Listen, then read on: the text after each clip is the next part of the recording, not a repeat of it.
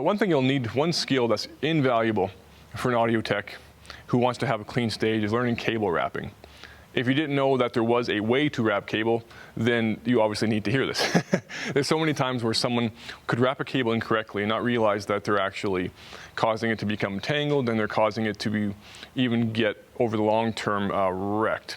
It can actually cause the wires to tighten up and pull off their ends. So there's one really important skill to learn. It's called cable wrapping. I'm going to quickly show you it now. So I'm going to take this XLR cable here, and one thing you'll find with XLR cables, you almost never actually physically throw them, but if they are wrapped correctly, you should be able to do that without any knots, any tangles, and it should be perfectly laid out flat. And it doesn't damage XLR cables to throw them. What's much more damaging for cables is if they get bent down really hard or pulled out really hard. So throwing is perfectly fine for them. So I'm just going to do that now. And as I throw out the cable, you notice that there was no knots, there was nothing getting tangled up. So this means this was wrapped correctly. So the correct way to wrap a cable is called over-under wrapping. Basically, one loop goes over and one loop goes under, and you keep on alternating. So the over loop is just a regular loop. You just literally take the cable and make just a regular loop any way you want to do that, as long as you're achieving just a circular loop. And one thing I should mention, if your dominant hand, I find, is your left hand, then you will hold it in your right. If your dominant hand is your right, you hold it in your left. There's actually different techniques where some people do that the opposite. I've found this to be effective. If you find it more effective in the other hand, feel free to use that, as long as you achieve always that over-under wrap. So I'll start, since I'm right-handed, I start it with my left. I have the connector facing me. I make a regular loop, and that's the over loop. The under loop is trickier and takes a lot of people some time to get used to it. What you're trying to do is trying to have the cable fall under itself. So one method is to hold it approximately there.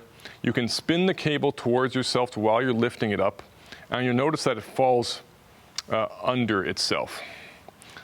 So the cable does not go in front, it actually goes behind itself, and you get that kind of a loop. Let me do a regular over loop and then another under using that method. It goes under itself like that. So that is what you're trying to achieve. Then another way to do that is to have your hand facing forward, and then you pull towards yourself and up, and you notice how you're achieving that same under loop. It's falling under itself. You do always, again, an over loop. There's another way where you can have your hand more facing this direction and do the same thing. So over, under, over, under. This is something definitely which will be helpful to have someone with you. If you could attend the class, that would be ideal. But if you can't, do your best to watch this closely.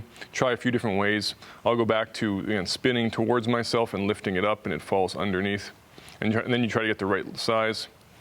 And then I'll go back to the other one where you have your hand forward. You can have your hand, a few different ones, like forward like this. You kind of pinch it, and you lift it towards yourself, and so you spin and lift. Hope that makes sense. And then if I did that correctly, there should be no loops again, and there is not. Another thing to learn quickly is doing that same exact wrapping method, but on the ground, because sometimes you have a very heavy cable, and it's very awkward to hold it in your hand for too long. So if you learn how to do this on the ground, that'll be even helpful still. So you can use either both hands then, or have one hand underneath it if that makes it easier for you. But this is how to wrap an audio cable. Just want to emphasize that for anything you do at anything at Church of the Rock, you want to wrap any cable like this. Again, you're going to have cables that don't knot on you. They're going to be easier to set up.